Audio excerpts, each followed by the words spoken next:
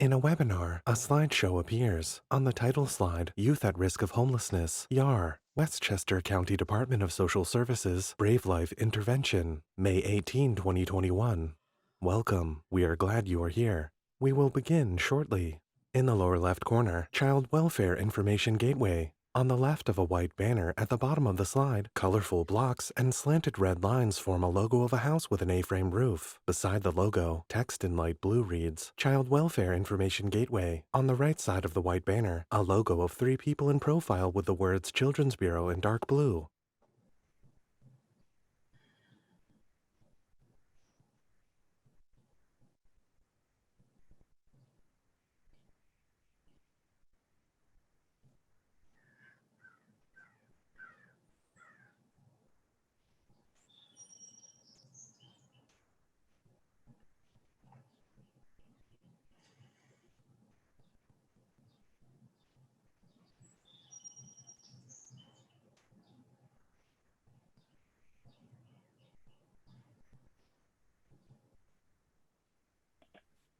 Now, Burnett Jen Vidrine appears in a small chat window at the top right of the screen.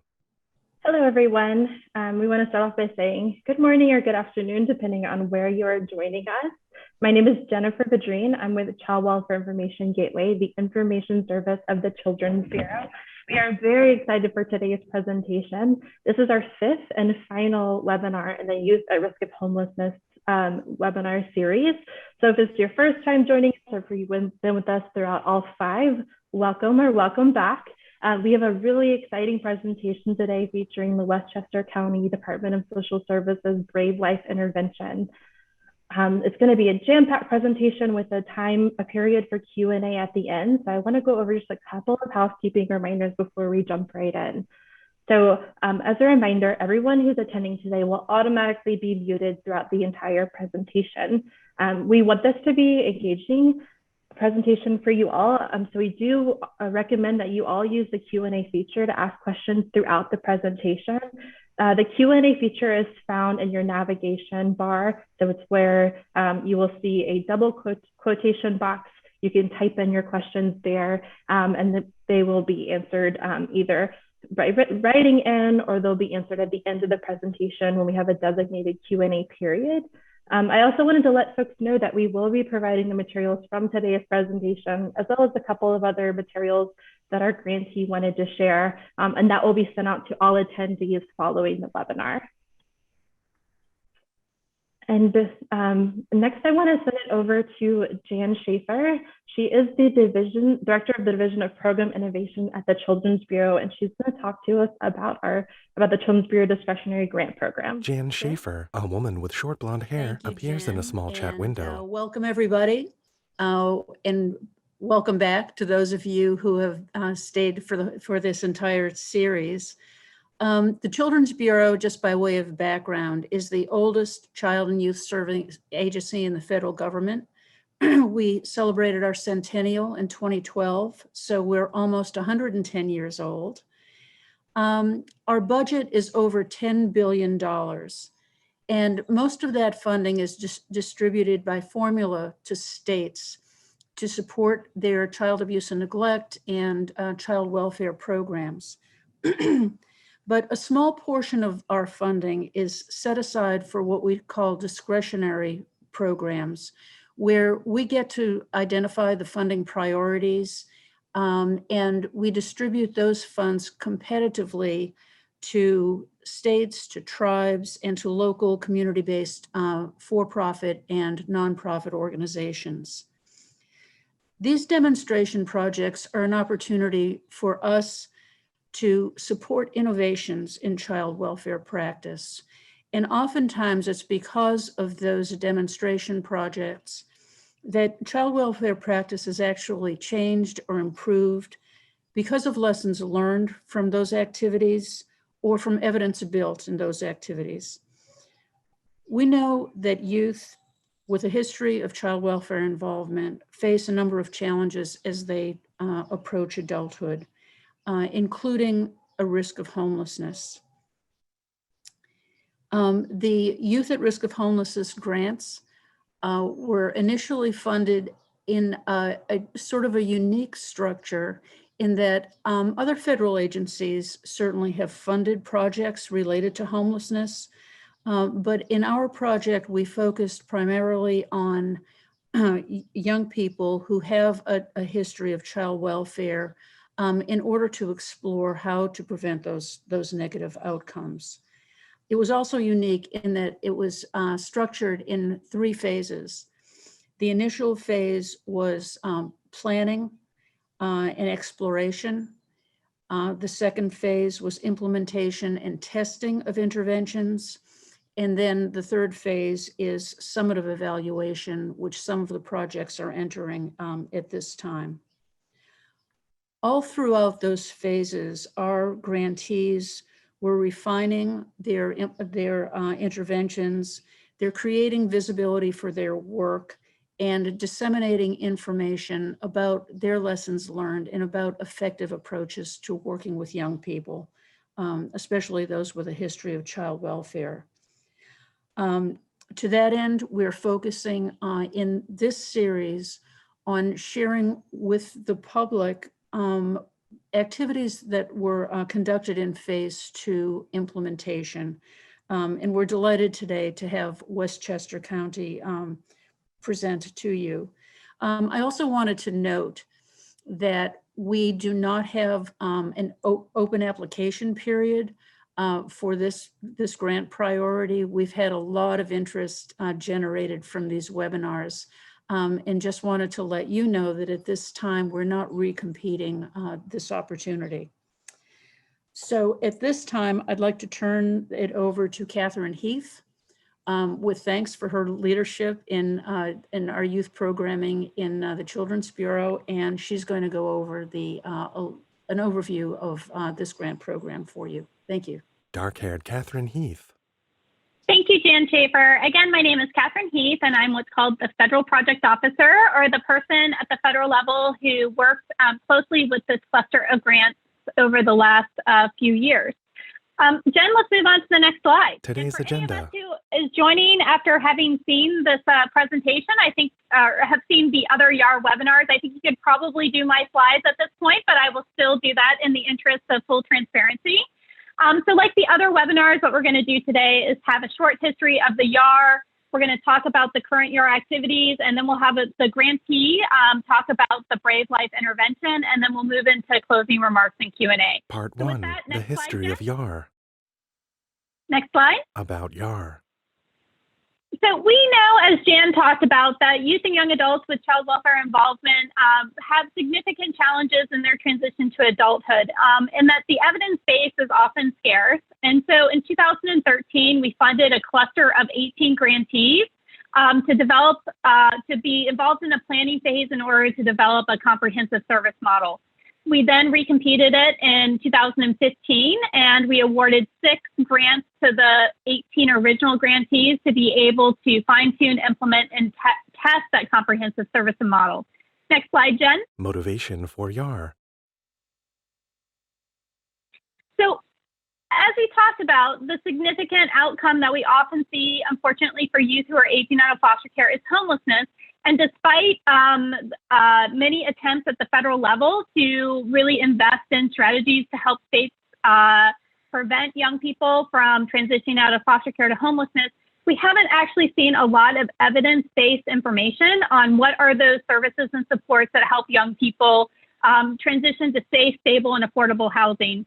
And while 50% of young people who age out of foster care have gainful employment by age 24, while many of them have, 57 of them have a high school diploma or GED, we know that unfortunately 19% have been homeless in the last 2 years, and that 36% of homeless youth have been in foster care at least once. So the work that we were doing under the Youth at Risk of Homelessness grants was really developing that evidence base in order to assist states in knowing what actually works in order to prevent homelessness with young people involved with child welfare. Next slide, please. YARH goals. So the first main goal was, again, to develop that comprehensive service model. And the second, which is the work that you're going to hear about now, is to really figure out how we could test those models to add to the evidence base. And I think you guys are going to be thrilled to hear about Westchester's model, because it is very unique and very current in the work that we're doing at the national level, really investing in peer-led, peer-supported processes. Next slide, please, Jen. Where is YARH? So as we talked about, we had 18 communities that were funded as part of the planning phase, and then we had 6 that were actually moved into phase 2. And then we do have a phase 3 that will be, as Jan talked about, moving grantees into summative evaluation. Next slide. Focal populations and outcomes. And again, what was interest is populations that are involved with child welfare, and we had 3 specific populations that we wanted to focus on. Adolescents who enter foster care between the ages of 14 and 17, young adults who are aging out of foster care between the ages of 18 and 21, and a third population, homeless youth and young adults with foster care histories who were up to age 21. And so these 3 populations really became the guiding work of the YARH grantees. Next slide, please. Part 2, current YARH activities. Next slide. YARH evidence building path. So some of the current YARH grantees is really to build that evidence-based, evidence-building path. So again, how are we making sure that we are intentional at every step of our work and being able to identify the target population, begin a service delivery model that is defined? How are we looking at usability testing to be able to increase our outcomes?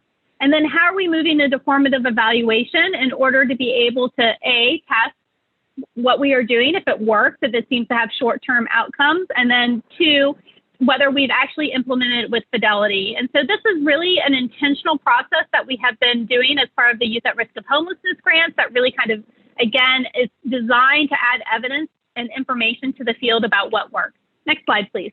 Progression of phases 1 to 3.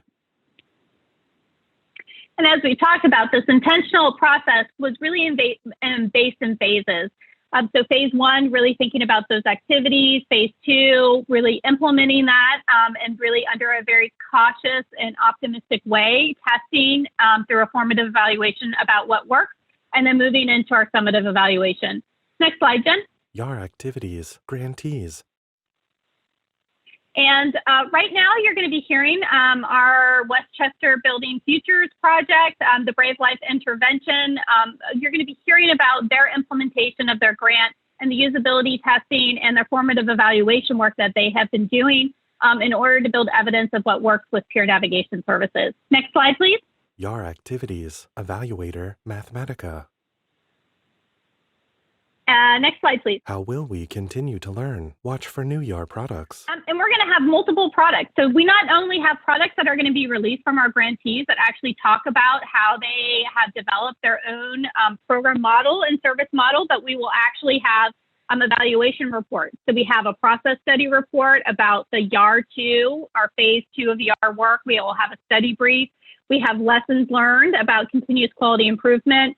We're going to be having blogs, and everybody has to have a podcast now. So we're going to have a range of products that, again, talk about our lessons from building evidence in child welfare.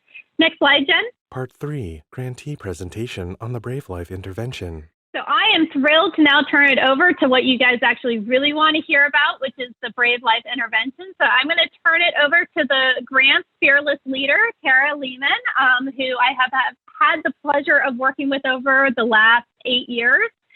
8 or 9 years, actually, at this point. You're going to love hearing from Tara and her team. So without any further ado, over to you, Tara. Black-haired Tara Lehman. Great. Well, thank you so much, Catherine, for your support over the years, and also Jen and obviously Ms. Jan as well for your leadership and support as well. So I want to first just offer warm greetings, of course, from Westchester County, New York, just about 20 miles north of the city. And, we hope all of you continue to feel restored, reflective, and resilient during these unfamiliar, but yet familiar for some, challenging times. We also want to thank you so much for taking time out of your busy, busy day for participating in what we hope is going to be a learning exchange. And this learning exchange is happening during a month in which there are many celebrations and commemorations including, as we all know, National Foster Care Month, Mental Health Self-Care Month, and something that's near and dear to my heart, Asian American and Pacific Islander Heritage Month. So for all those who are celebrating, commemorating, we thank you for joining us today. First and foremost, it's essential that Team Brave Life begins our discussion by sharing that our work in helping to advance equity through elevating authentic youth voice and informed choice would not be possible without the investment and guidance of a galaxy of grass tops and grassroots leaders, including, of course, from Westchester County Department of Social Services, the New York State Office of Children and Family Services, from the commissioners, again, the grass tops, to the direct services staff. Westchester Building Futures, the BraveLife Intervention, BLI. Concrete buy-in in our initiatives, elevating credible messengers in Westchester County, is not possible without their concrete buy-in. We also want to give ginormous thanks to our colleagues, of course, at the Children's Bureau, Mathematica, key additional evaluators, our public and private partners, as well as a constellation of authentic foundation, community, university, and faith-based leaders. And indeed, again, a big thanks to within Westchester County, our key implementation partners on the ground, including judges and attorneys, Department of Community Mental Health, Youth Bureau and probation leaders, and many, many more brave hearts, minds, and souls. And most importantly, we want to thank the young people, our emerging leaders, the credible messengers in Westchester County and beyond, who continue to chant that mantra we all know so well. Nothing about us without us. Nothing about us without us. Jen, can you turn to the next slide, please? Background.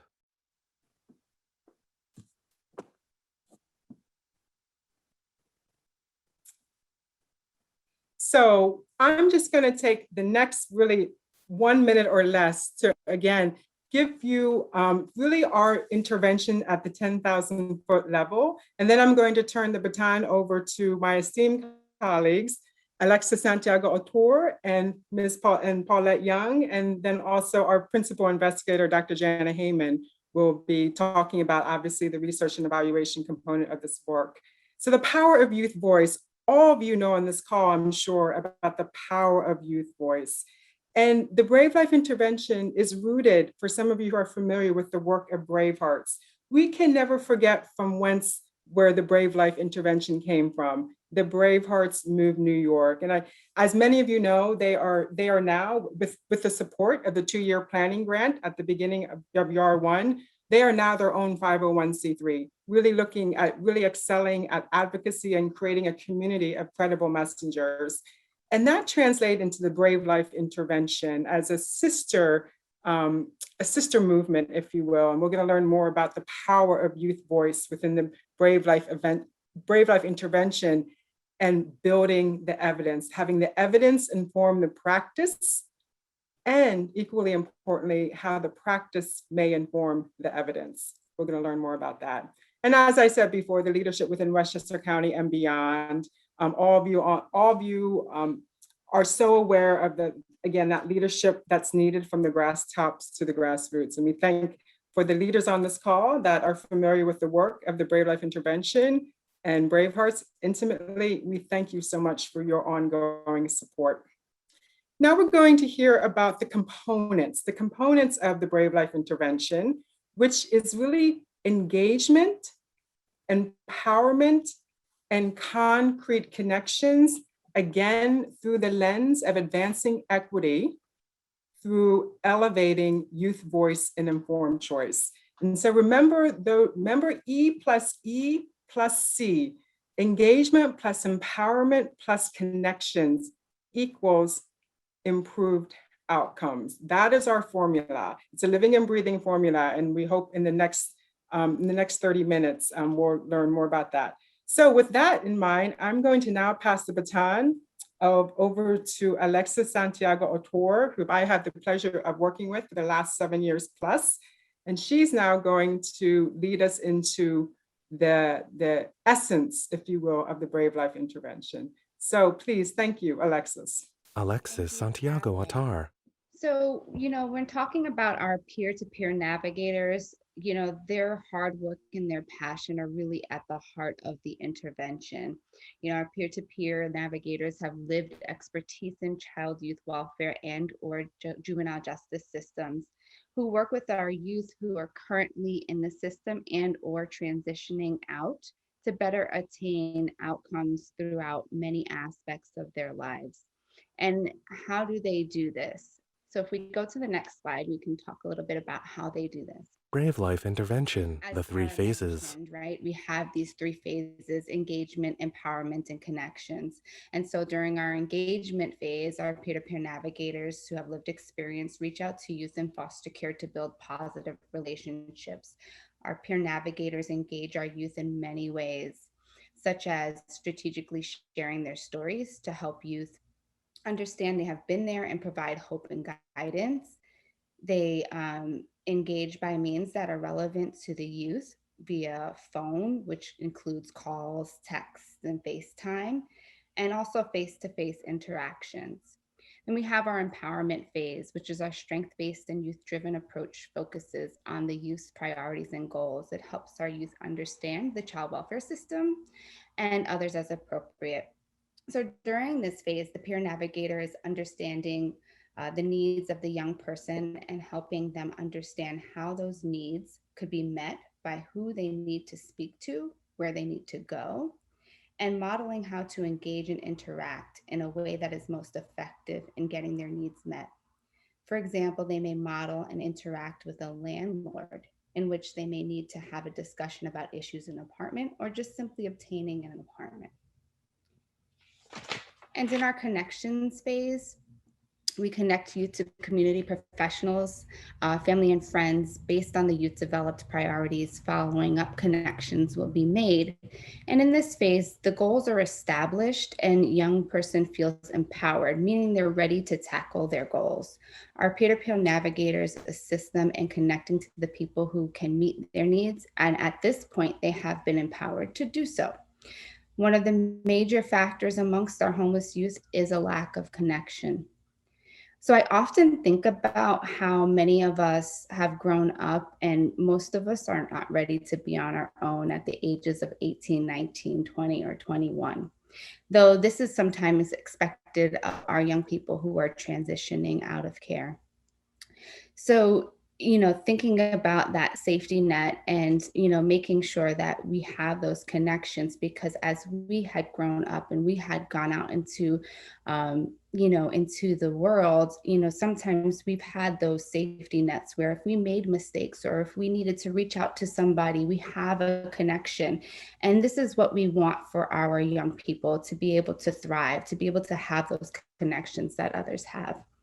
And if we can move to the next slide.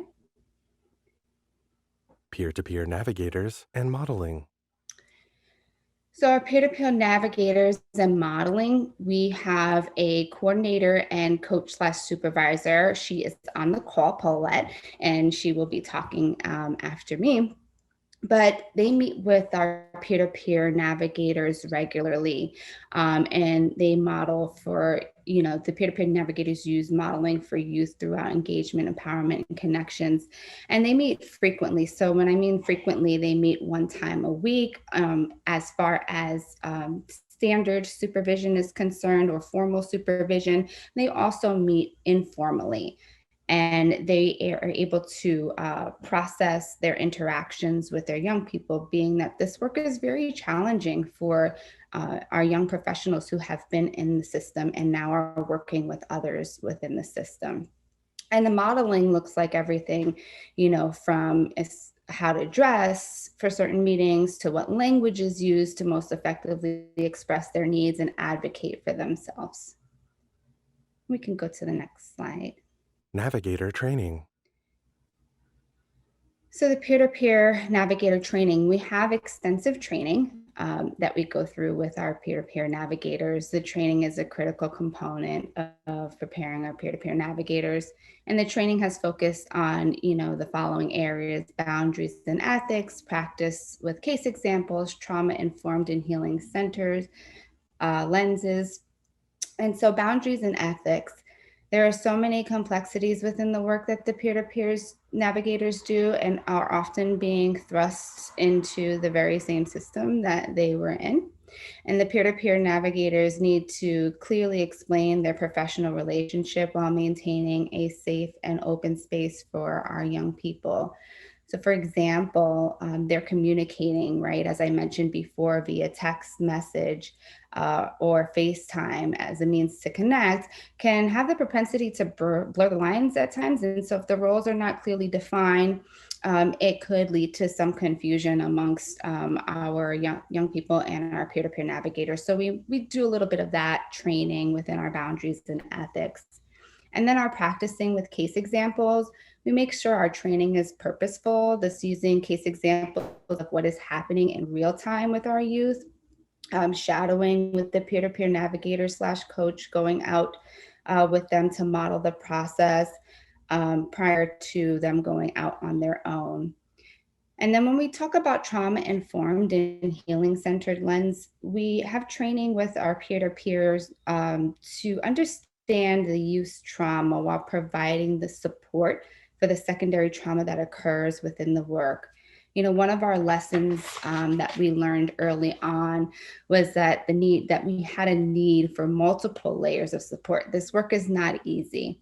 And so we have our peer-to-peer navigator / coach supervisor who assists our peer-to-peer navigators process and recognize when secondary trauma and burnout is occurring while also processing and providing feedback.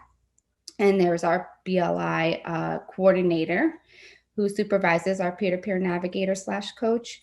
And, you know, she also supports in managing the trauma experienced by our peer-to-peer navigators. And then myself, as the director, I am DBT trained, which is dialectical behavioral therapy. So I would provide those skills to the team as well as to the BLI coordinator and have this trickle down effect of where, you know, we would have effective coping skills that would then be passed on to our peer-to-peer navigators and passed on to our young people that we are working with. A clear example of one of these, situations in which secondary trauma occurs. I just want you guys to have a little bit of an insight of what that looks like. One of our team members, had to attend a service plan review with one of our young people, and she had to attend the service plan review at the same organization that she was a part of, in the same exact room that she had her service plan reviews. So think about all of the emotion, right, that comes with being part of this meeting.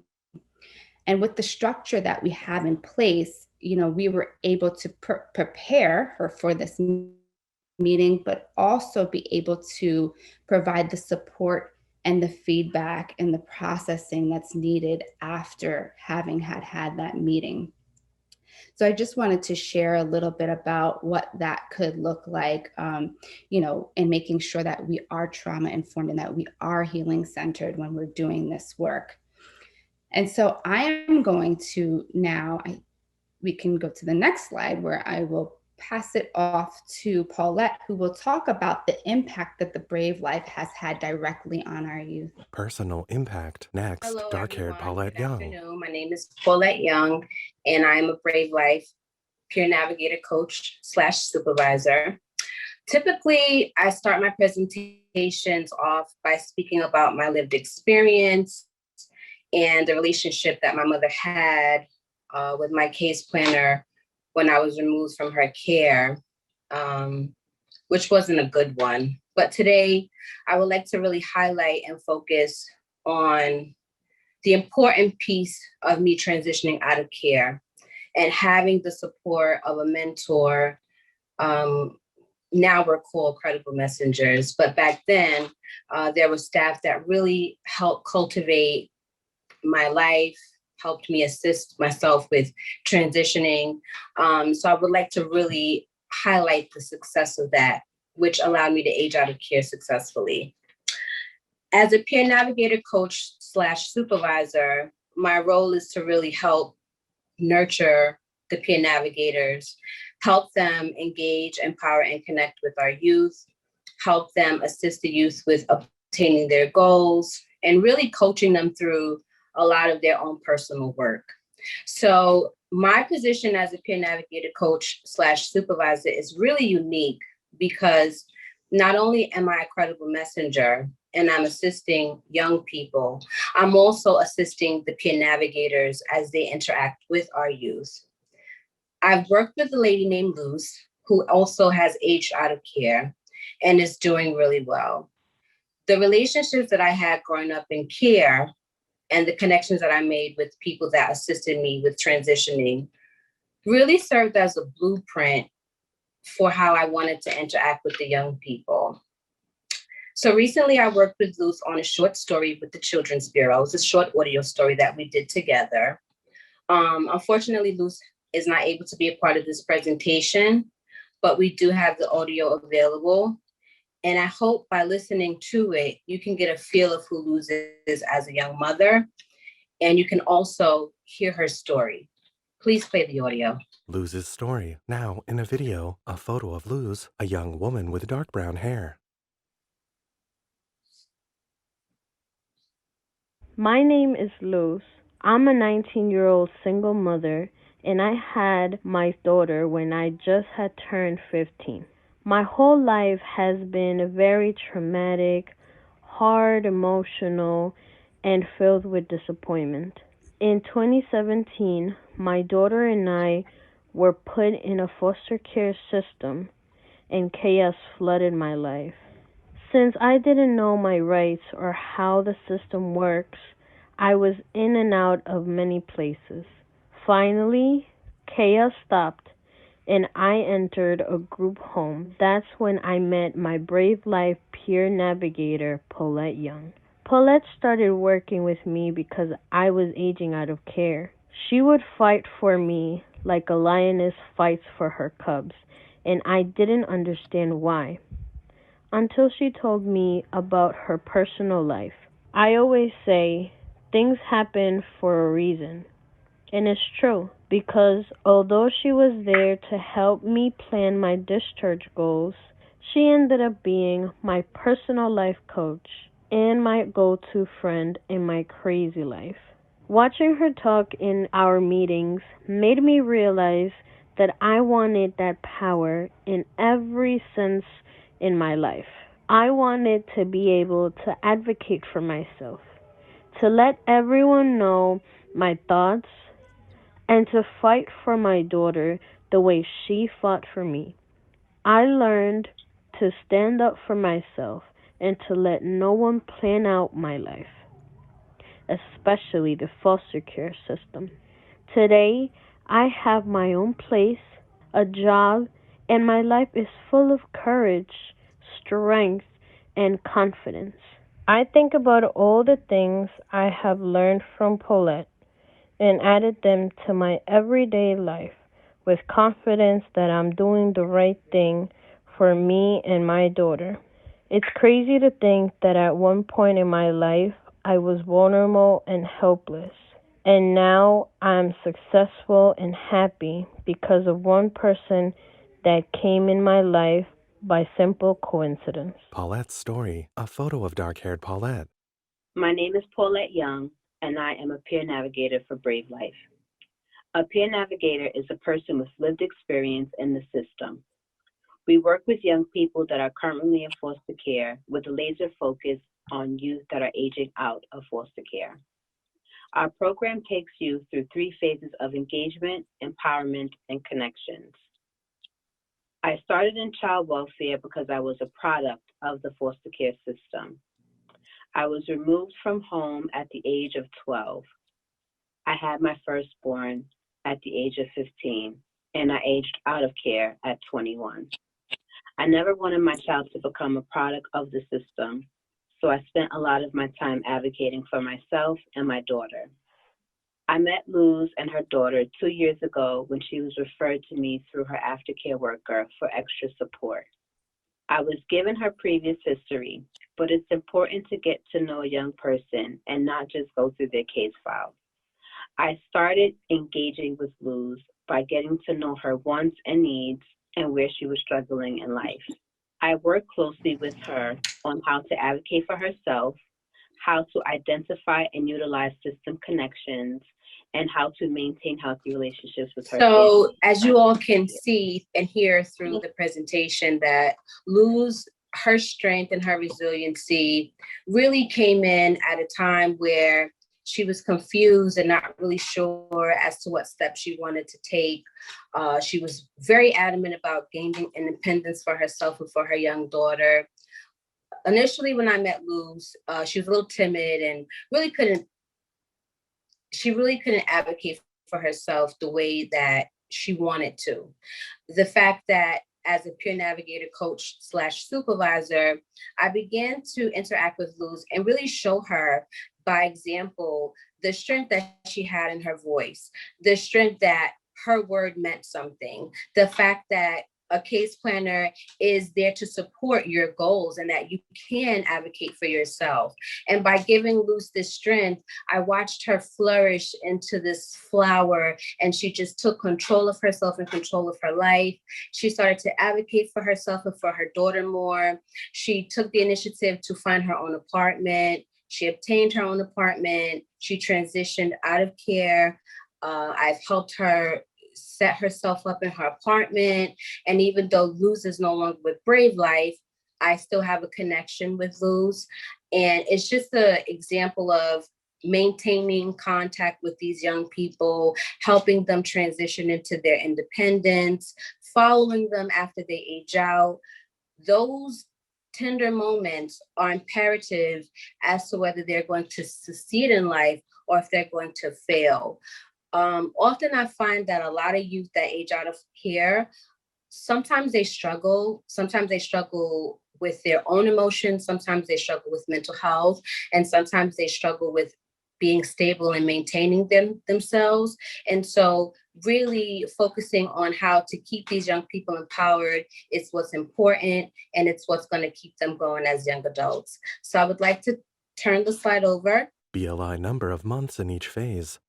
And introduce Jana Heyman, who is a part of our research and evaluation team with Fordham University. Burnett Jana Heyman. Well, thank you, Paulette, and thank you everyone for being here. I really feel so fortunate because listening and understanding the story and really what happens with the BraveLife Intervention, our BLI, is coming from, as Tara said, the power of youth voice and choice.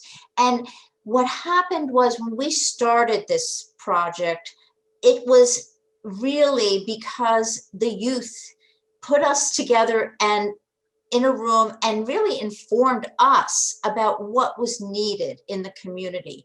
And this helped to build our BraveLife Intervention.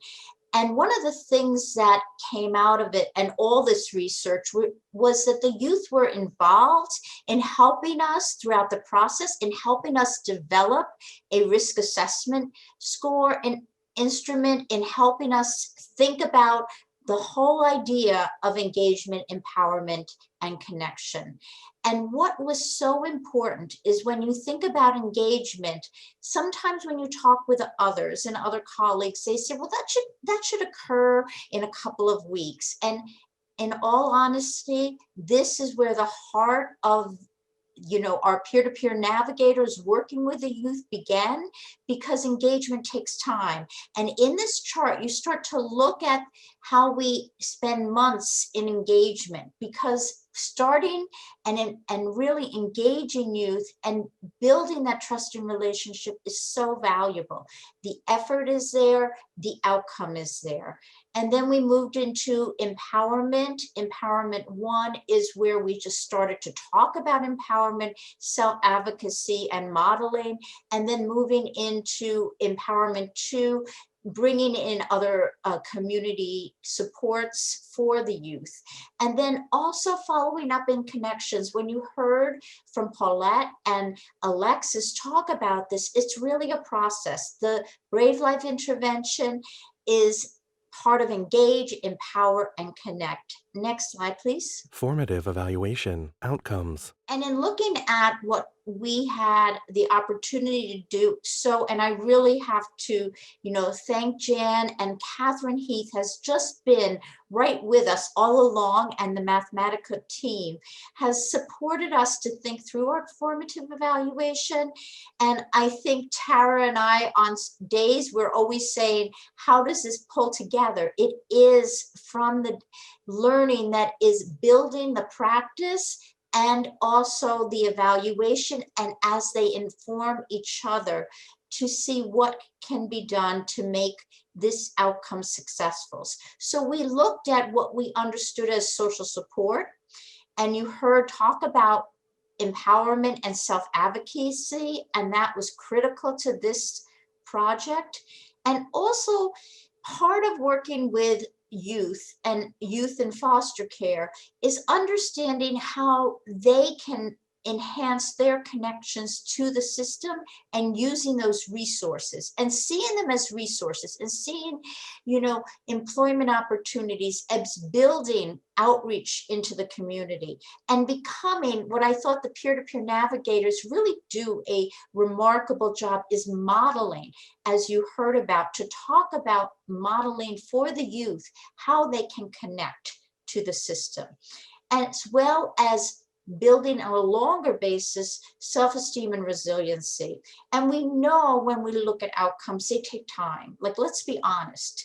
We can't expect everything to happen with just one BraveLife intervention, but we can expect to have these changes occur and build and strengthen so that those long-term outcomes can show support for the youth and really positive success. Next slide, please. Perceived support. I'm just going to give you a highlight of 2 of the outcomes that we looked at. And when we think about outcomes that are measurable, I just want to reflect on what we mean by perceived support, because there are many different ways to look at support. And we built off the peer support instrument with possible scores, a low of 4 to a high of 20, with higher scores representing higher level of support. And what we did was to use what we call the repeated measure, ANOVA, to examine from the baseline before youth started with the BraveLife intervention, following up at 3 months, at 6 months, and so on. And what we looked at was how these scores improved. And you'll see this in these 2 examples. As I mentioned, I'm going to just, touch base on perceived support and empowerment. But on perceived support, youth scores were high, but they continued to increase at 3 months of being with a peer-to-peer navigator in the BraveLife intervention to 17.3. And then again, it increased to 18.1 at the 6-month mark, indicating statistical significance. Next slide, please. Empowerment. Empowerment. Let's reflect for a moment about what Paulette and Alexis were talking about, the power of youth voice and informed choice, how we can empower youth. And this instrument was important because we wanted to use an instrument to capture that, to represent what would be building empowerment. And when you heard Luz's story, how she felt that she could take her resources and her opportunities to help her and her daughter. And for our youth in foster care in the BLI, the average scores increased from 24.7 at baseline to 25.9 to 26 at 6 months. We feel when you look at statistical significance for this data set, it's important because it tells us a story about empowerment and how we can use that not only as outcomes, but how we can then funnel that back to think about how we can continue to practice that very critical piece of engagement, empowerment, and connections. LGBTQIA2-S, lessons learned. The other part of our work is we're engaged in so many wonderful opportunities in working in Westchester County, New York. And part of that was looking and working with LGBTQ plus youth and building what we called resources. And part of it included looking at the literature throughout, but then using a mixed method design to gather stories from foster care youth and understand what their stories and experiences were. And we held focus groups to gather those stories, as well as to collect additional data on a cross-sectional level on what are the experiences that many of our youth in foster care who identified as LGBTQ plus experienced. And with that, what we developed, and I don't have all the data here to share with you today, LGBTQIA2-S practice. it starts to highlight some of the issues that were raised in the focus group and through the stories and some of the responses as well. And there are 6 areas that we really felt was important as you reflect back on the data to help guide practitioners in collaborating with youth. And those include building trust, ensuring authenticity, providing affirmation and validation, using respectful language, applying active and reflective listening skills, and providing continuous education and training. I'm just going to highlight, because I know our time is short, but I just want to highlight 2 of those areas. When we talk about that importance of engagement and building trust and working with LGBTQ plus population, we found that many of our youth in foster care and those with foster care histories emphasize that trust is often challenging because of many broken relationships and difficulties they have experienced. And these are similar parallels that you've heard from our work in working with foster care youth. But one of the things that we wanted to point to in working with how to build and continue to address this is critical to building trust is to recognize LGBTQ plus population youth need to be visible, respected, and voices be heard. And as cited with many of our youth in the group focus groups, the feeling of not being seen has created sense of isolation. So how can we, as collaborating in a partnership, build what we call our safe space and openness to sharing and trust building stories? Engaging youth includes not just developing the trusting relationship, which is vital, but encourages opening lines of communication for all and really spending time to really have that healthy and cooperative and collaborative discussion. And the other piece I'm just going to mention is affirmation and validation. And what we learned through this work is so powerful because, when we understood some of the stories and the data that we collected, affirmation begins within this home, with family, with friends, with support, and also with agencies and community groups. Affirmation is a declaration that something is true.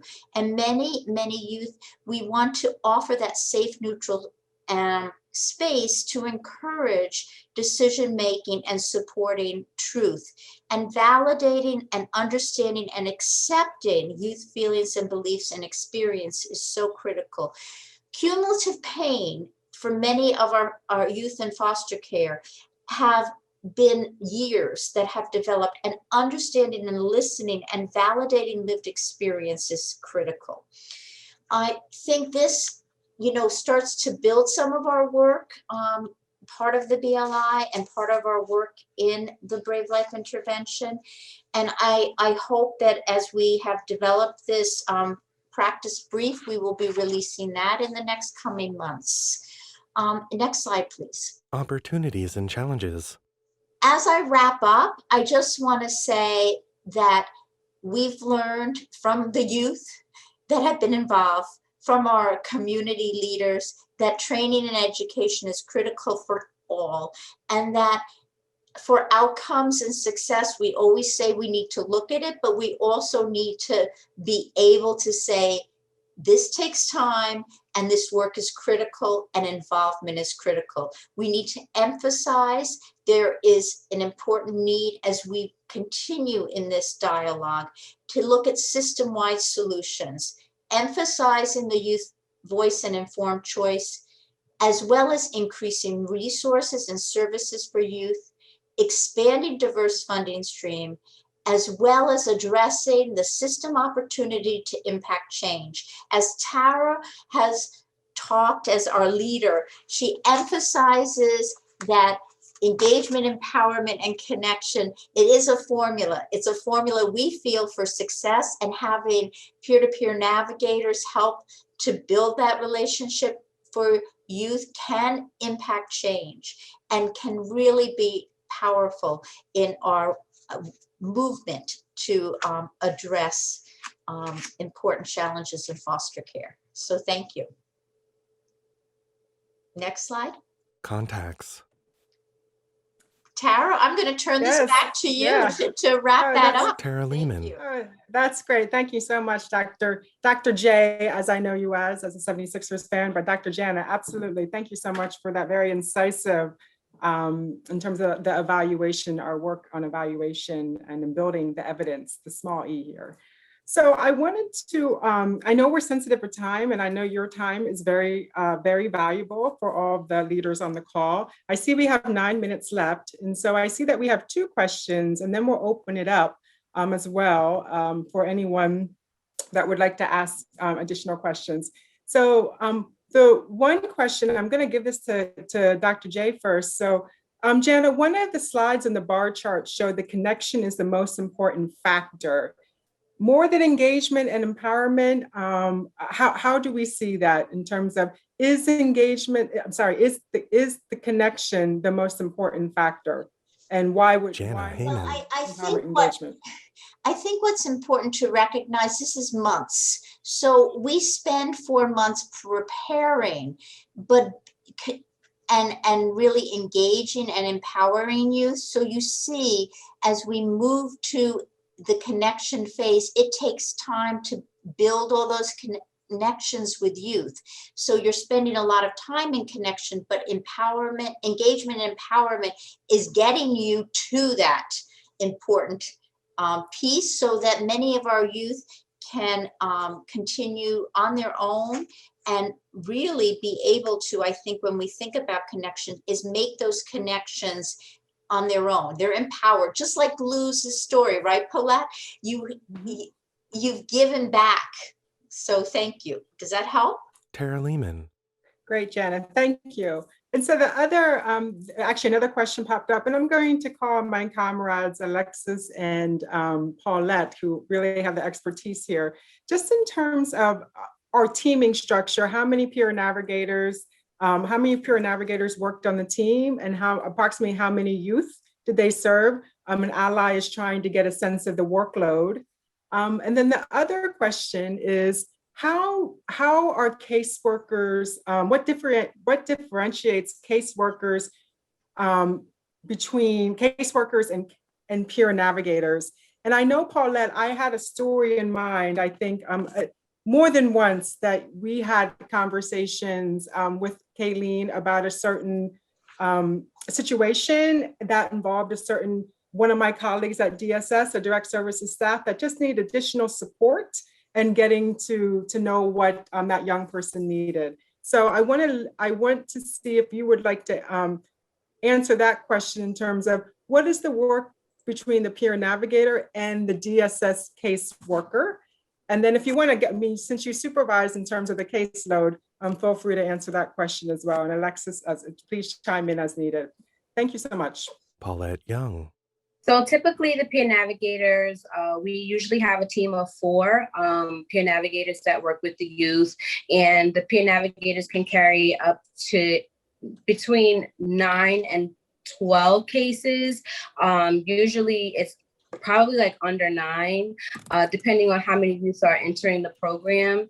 The work between the DSS worker and the peer navigators are very essential to the youth's success. The DSS workers serve as case planners, so they do most of the court appearances. They do most of the advocacy in the court.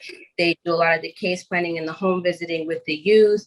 The peer navigators really serve as tools to engage with the youth, pretty much gauge what their goals are, get to know them, build rapport with them, and then they start to empower them and give them the tools that they need in order to identify the system connections so that they can start to be able to recognize if I'm going through certain situations, these are the resources that I have, and be able to connect with those resources. So they engage with them, they empower them, and then they ultimately allow the youth to connect with these resources and these providers so that they can learn ultimately how to advocate for themselves, be more self-sufficient as young adults, so that when they do transition into independent living, they have the tools that they need to sustain their young adult lives. And they also know how to identify moving forward if they have any issues, who's in their life and how they can help assist them. Alexis. Yeah, I just wanted to add to that. So, one major difference here is that, our peer navigators are, young professionals with lived experiences versus the caseworkers, our typical caseworkers who, work with our young people. But our peer navigators also help to do the work that helps to propel that young person to work with their caseworker on their needs and on their goals, because sometimes we find that our young people don't particularly feel, like Paulette said, empowered enough to talk about and to ask for what it is that they need and what their goals may be. So the peer navigator will work in hand with the caseworker in helping them develop those goals. Tara Lehman. Great, thanks, Alexis. I think in the last 4 minutes, this is actually perfect timing. So we had a really good question about retention. And so I will share, there are many lessons learned there. We learned what worked, and we learned, equally importantly, what could have worked even better, maybe perhaps what actually didn't work. And so that was very important. So the recruitment, the training and the retention, and I'm going to maybe pass the baton back to Paulette and Alexis to share, one thing that I learned was that concrete levels of support on every level. And so I think, Alexis, you did allude to that during your remarks earlier. But yes, an ally had a question about retention. How would you and Paulette like to help us get a better understanding of how we did that? Alexis. Yeah, so I actually wasn't sure if the colleague was talking about the retention of the young people in the program or the retention of the peer-to-peer navigators in the program.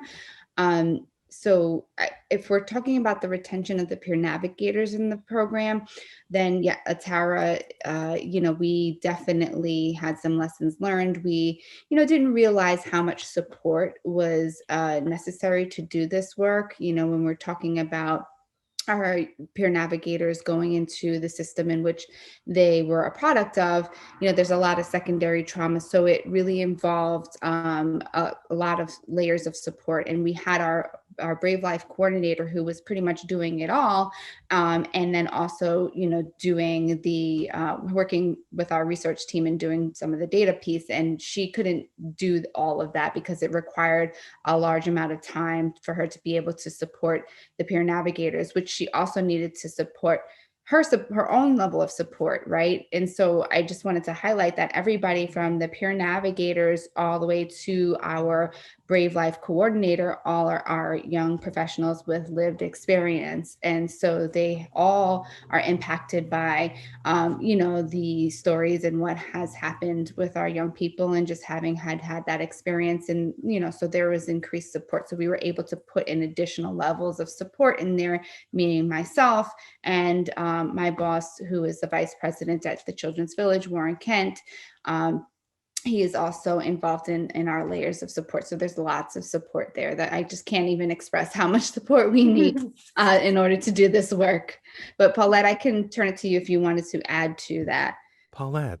Yes, I definitely second everything that you're saying in regards to the retention, secondary trauma. I think the great unique thing about BraveLife is that there's all types of layers of support. I mean, the the support that I provide the peer navigators to help them process things within their youth, within their personal lives, having an open door policy when it got in regards to supervision, and just being able to have conversations with them formally, informally, being available through text, just having those layers of support definitely played a key role in making everything successful. I'm so grateful to you for being available. And, even our Vice President Warren Kent, he also is always accessible and available. So that layer of support is definitely needed in regards to retention. Tara. And I would just very quickly add, Jen, I think maybe in the last 10 seconds, I will add that during the pandemic, in terms of retention of keeping young people involved in the BraveLife intervention, we actually discovered that young people, even during the pandemic, wanted that face-to-face contact. So we had circumstances where our peer navigators would be working with a young person, and that young person would meet in their house. They'd be sitting, social distancing, and their family would be in another room. So really, that is the extent that our young people involved in the intervention, being served by the intervention, wanted that face-to-face contact with our peer navigators during the pandemic. And we all know that, unfortunately, young people in care, social isolation is not new for them. So in many ways, they had the internal assets already, the threads of resiliency already to be able to cope through a pandemic in which many of us found very, very difficult in terms of social isolation. So we also want to emphasize the internal assets and the strengths that the young people that we serve brought to us, and our peer navigators taught us every day about what this work that's mostly transactional involves. It is the work of healing. And if that doesn't work for you, this might not be the work to be in. If it's all transactional, maybe not the place to be. But this is really the work of healing. And we are so thankful to offer this opportunity to share with you today as a community of healers. Thank you. Jen Vidrine. Thank you, Tara. And I just want to thank everyone today who joined us for this webinar and those who have joined us throughout this entire webinar series. We appreciate your questions and comments and interest in this work. And just because this webinar series has officially wrapped up, you can still subscribe to the link that we'll put in the chat to continue to receive updates from the grantees, as well as materials from this webinar series, including the recordings and other resources that the grantees have provided. So please be sure to subscribe to make sure that you don't miss out on any future updates. And again, I want to thank the Westchester team for this great presentation. I think we all got a lot out of it. I want to thank Catherine Heath and Jan Schaefer from the Children's Bureau, and all of you for joining us. I hope you enjoy the rest. Thank you for attending the final YARH 2 webinar.